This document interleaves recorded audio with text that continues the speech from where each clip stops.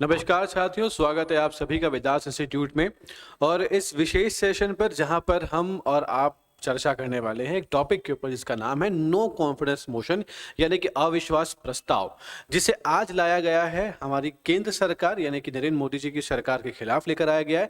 तो क्या ये अविश्वास प्रस्ताव आने की वजह से सरकार गिर जाएगी या कुछ बदलाव होंगे, या हमें फिर से लोकसभा इलेक्शन 2024 के बजाय 2023 में ही हमें वोट देना होगा? इन तमाम चीज़ों के बारे पे हम विस्तार से चर्चा करने वाले हैं। तो अगर आपको ये वीडियो पसंद आएगा तो ज़रूर उसको लाइक कर दीजिएगा, शेयर कर दीजिएगा और कमेंट सेक्शन पर अपने सुझाव ज़रूर दीजिएगा। और चैनल पे नए हैं तो ज़रूर सब्सक्राइब कर दीजिएगा।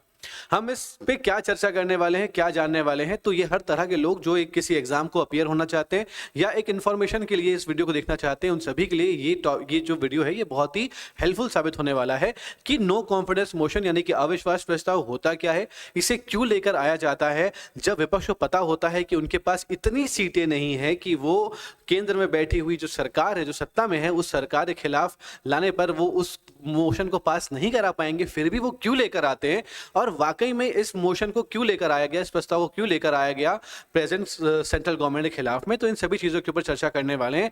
तो बहुत इन्फॉर्मेटिव होने वाला है ये वीडियो। बहुत ध्यान से, बहुत इत्मीनान से इस वीडियो को जरूर देखिएगा। तो नो कॉन्फिडेंस मोशन की बात करते हैं। इसमें शब्द जो छुपा हुआ है वो है नो कॉन्फिडेंस यानी कि अविश्वास।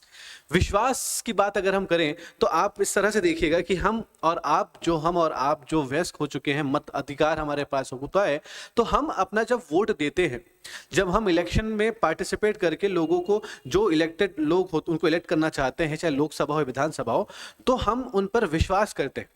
तो हमने विश्वास किया कि हाँ, ये कैंडिडेट हमारे लिए बेहतर कर सकता है, देश के लिए बेहतर कर सकता है। हमने उनको चुना और चुनने के बाद वो व्यक्ति जो है वो लोकसभा के सदस्य बन जाते हैं और लोकसभा की सदस्यता मिलती है। जिस पार्टी के पास सबसे ज्यादा लोकसभा की सीटें होती हैं वो पार्टी सत्ता में आ जाती है। कौन सा फिगर पार करना होता है, कितनी सीटें जरूरी होती, इस पर भी नजर डालेंगे। तो ये मुद्दा होता है कि ये लोग जिस पर हम विश्वास करते हैं वो सरकार बनाते हैं, वो सत्ता में आते हैं।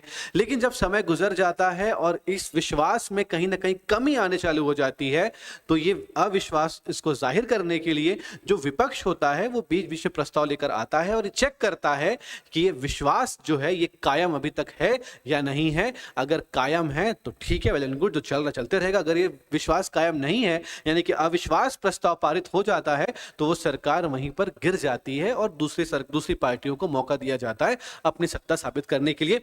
तो ये उसका एक ओवरव्यू है जिस पर हम अभी चर्चा करने वाले हैं।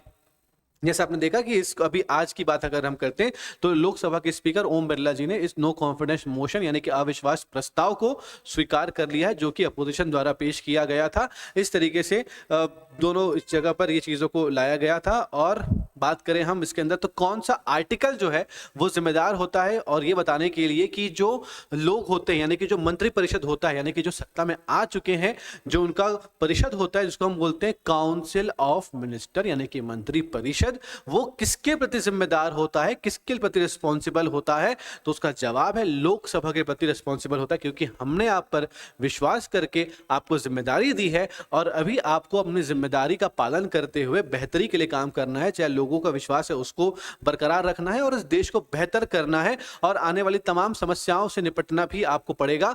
तभी हम आपसे सवाल, हमारा विश्वास जो रहेगा वो आप पर अडिग रहेगा, मजबूत रहेगा। तो आर्टिकल नंबर 75(3) सभी को छोड़ के सीधा अगर हम आर्टिकल नंबर 75(3) यानी कि अनुच्छेद 75(3) की तरफ जाते हैं तो COM यानी कि जो council of minister shall be collectively responsible to the Lok Sabha. Collectively responsible, सामूहिक रूप से क्या होंगे, ये उत्तरदायी होंगे, किसके प्रति होंगे? लोकसभा के प्रति होंगे।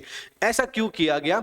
तो दो तरह की सरकार होती, दोस्तों ये बात जान लीजिएगा, क्योंकि हमारा जो देश है यहाँ पर ब्रिटिश शासन, ब्रिटिश ने हुकूमत की हुई है। तो हमने ब्रिटिश के जो सिस्टम है, पार्लियामेंट्री फॉर्म ऑफ गवर्नमेंट यानी कि जो संसदीय जो तरीका होता है, तंत्र होता है, हमने उसको अपने देश में लागू किया और यहाँ पर जो बहुमत की सरकार बनती है और यहीं पर हमने देखा कि हम में जो काउंसिल ऑफ मिनिस्टर होते हैं वो रिस्पॉन्सिबल होते हैं लोकसभा के लिए। इसके उल्टे अगर बात करते हैं अमेरिका की, तो वहां पर कोई भी जो प्रेसिडेंट होता है वो अपनी कांग्रेस के प्रति, यानी यहाँ पे संसद है वहां पर कांग्रेस हो जाता है, कांग्रेस के प्रति जिम्मेदार नहीं होता।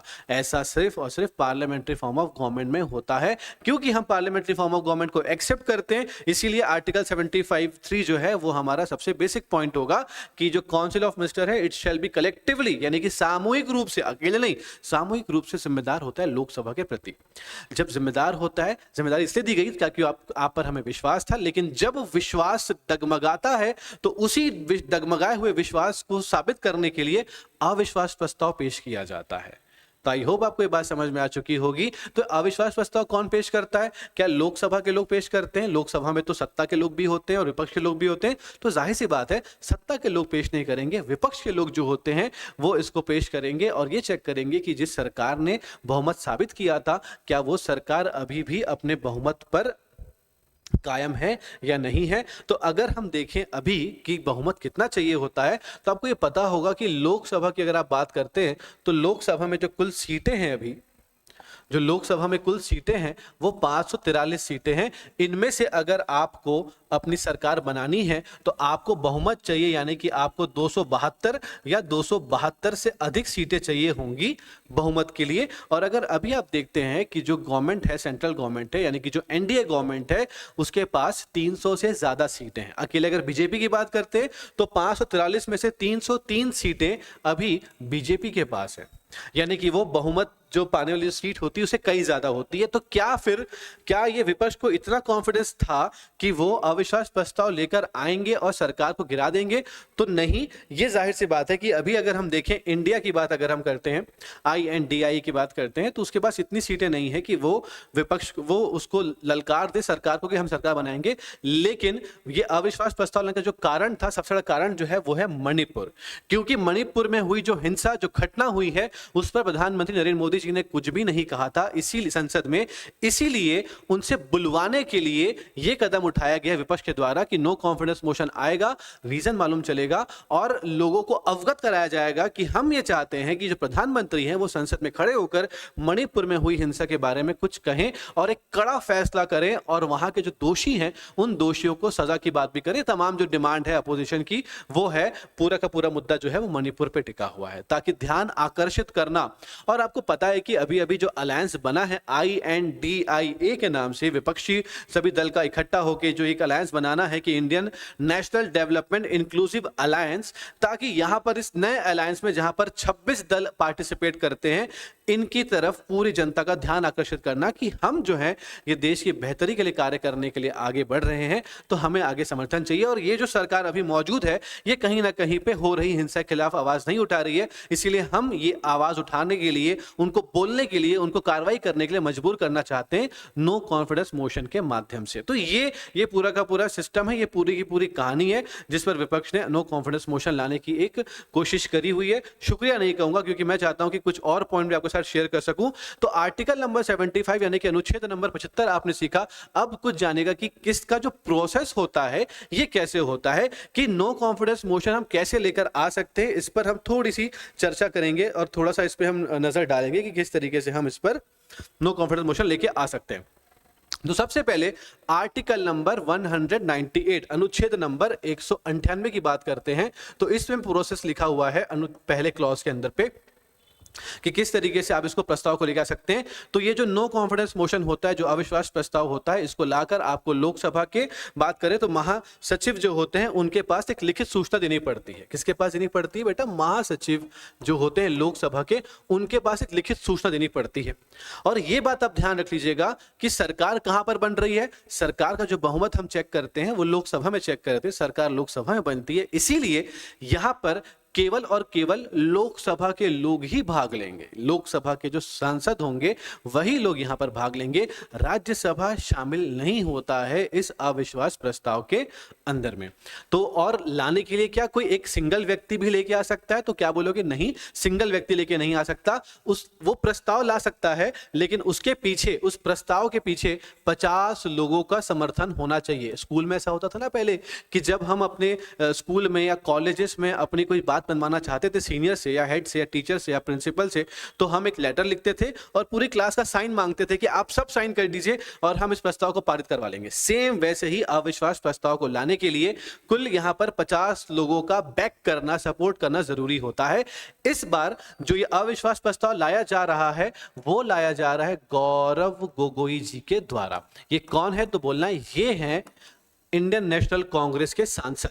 ये इंडियन नेशनल कांग्रेस यानी कि कांग्रेस के सांसद है जिन्होंने अविश्वास प्रस्ताव की बात रखी और उनका सपोर्ट 50 लोगों ने किया और ओम बिरला जी ने इस प्रस्ताव को स्वीकार भी कर लिया।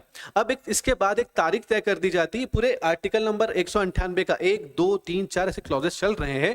इसके बाद जो लोकसभा के स्पीकर होते हैं, अध्यक्ष होते हैं, वो एक तारीख तय कर देते हैं कि इस तारीख को इतने एक पूरे दिन के लिए या एक से ज्यादा दिन के लिए या एक दिन के एक हिस्से में हम इस पर चर्चा करेंगे और जो निर्णय आएगा वो निर्णय जो रहेगा वो हम इस तारीख को आपके सामने हाजिर करेंगे, प्रस्तुत कर देंगे। ये पूरी बातें आर्टिकल नंबर 198 के अंतर्गत होती है। अब जब ये प्रस्ताव लाया जाएगा और ये प्रस्ताव पारित नहीं भी होता है, नहीं होगा, क्योंकि ऑलरेडी अगर हम बात करते हैं जो एनडीए सरकार है उसके पास 300 से ज्यादा, क्योंकि बीजेपी के पास अभी 303 सीटें हैं। अगर हम बात करते हैं एनडीए की तो एनडीए के पास लगभग 331 सीटें हैं जो किसी भी हाल में इस अविश्वास प्रस्ताव को पारित होने तो नहीं देने वाली है। अगर हम बात करते हैं आईएनडीआई के बारे में, नहीं मैं नहीं बात करूंगा, काम करते हैं आप लोग बताइएगा कि जो अभी जो अलायंस बना हुआ है आईएनडीआईए, उस अलायंस में कुल कितने सीटें लोकसभा के अंतर्गत आती हैं? इसके जवाब आप कमेंट सेक्शन पे कमेंट करके मुझे जरूर बताइएगा, ठीक है। और ये अविश्वास प्रस्ताव क्या पहली बार लाया जा रहा है इस सरकार के खिलाफ? तो बोलना नहीं, इसी सरकार के खिलाफ यानी कि बीजेपी के खिलाफ 2018 में भी ये अविश्वास प्रस्ताव लेकर आया गया था। और अगर मैं इस अविश्वास प्रस्ताव को जोड़ लूं तो अब तक हमारे देश में कुल 27 बार अविश्वास प्रस्ताव लेकर आया जा चुका है, 27 टाइम्स इसको मिलाकर, ठीक है। और अगर बात करें कि सबसे ज्यादा अविश्वास प्रस्ताव किसके खिलाफ लेकर आया गया तो क्या बोलोगे? वो लेकर आया गया इंदिरा गांधी जी के खिलाफ में, सबसे ज्यादा बार लेकर आया गया है। और 27 में से क्या ये लाकर सिर्फ ध्यान आकर्षण करना ही इसका मकसद होता है? नहीं, बोलना 27 बार जो ये अविश्वास प्रस्ताव लेकर आया गया है इनमें से 3 बार इसने सरकारें गिरा दी हैं, यानी कि ये कारगर भी साबित होता है। अगर आप भैया विश्वास नहीं जीत पा रहे हो तो सरकारें गिर जाती है। 3 बार सरकार गिर चुकी है और सबसे अधिक 15 बार इंदिरा गांधी जी के खिलाफ लेकर आया गया है। और सबसे पहली बार 1963 में पंडित जवाहरलाल नेहरू जी के खिलाफ जेबी कृपलानी जी ने इस अविश्वास प्रस्ताव को लेकर आया था। तो ये कुछ चीजें अविश्वास प्रस्ताव के बारे पे आपके सामने हाजिर हैं। इसके बारे पे आप लोग एग्जाम में या नॉलेज के लिए आप इसको हासिल रख सकते हैं, समझ सकते हैं इसके बारे पे। और मैंने कोशिश करी कि सारी जो चीजें हैं उसको मैं शामिल कर सकूं। अगर फिर भी कोई सवाल अगर आपका होगा तो कमेंट सेक्शन हमेशा ओपन रहता है, आप कभी भी किसी भी समय कमेंट सेक्शन पे कमेंट करके अपने सवाल कर सकते हैं। और अगर ये वीडियो अच्छा लग रहा होगा आपको, तो अगर ये इन्फॉर्मेटिव लगा होगा आपको, तो मैं आपसे एक रिक्वेस्ट करूंगा कि इस वीडियो को भरपूर मात्रा में शेयर कर दीजिएगा, इस वीडियो को लाइक कर दीजिएगा। और अगर अभी तक सब्सक्राइब नहीं किया हमारे चैनल को तो प्लीज सब्सक्राइब भी कर दीजिएगा। ये आप सभी से एक रिक्वेस्ट है छोटी सी, तो मुझे उम्मीद है कि आप सब निराश नहीं करेंगे। तो ये था हमारा वीडियो। बहुत बहुत धन्यवाद आप सभी का सुनने के लिए। ऐसी अगर आपको इन्फॉर्मेटिव वीडियो चाहिए तो हमारे साथ जुड़े रहिएगा, यानी कि वेदास इंस्टीट्यूट का जुड़े रहिएगा। बहुत बहुत धन्यवाद, मुलाकात होगी बहुत जल्द।